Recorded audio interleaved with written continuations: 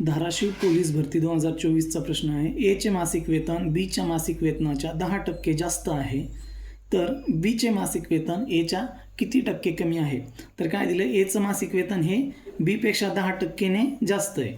मग आपण काय करायचं, बीचं मासिक वेतन हे 100 समजायचं, मग एचं 10%ने जास्त आहे म्हणजे किती येईल, 110. आपल्याला काय विचारलं आता, बीचं मासिक वेतन एच्या किती टक्क्याने कमी, जिथं च्या दिलंय ना तो छेदामध्ये घ्यायचा.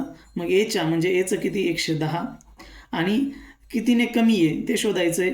तर मग इथं वरती वजाबाकी येईल, 110 वजा 100 म्हणजेच 10ने कमी आहे. गुणिले टक्के काढायचेत म्हटल्याच्या नंतर गुणिले 100 येईल, बरोबर.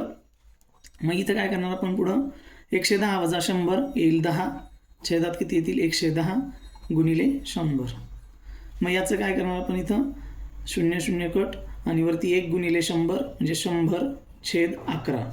याला भाग दिल्याच्या नंतर 11 9 11 1 11 11 9 99 आणि उरला किती, 1, छेदामध्ये 11 म्हणजे 9.1/11% ने बीचं उत्पन्न कमी असणार आहे, बरोबर.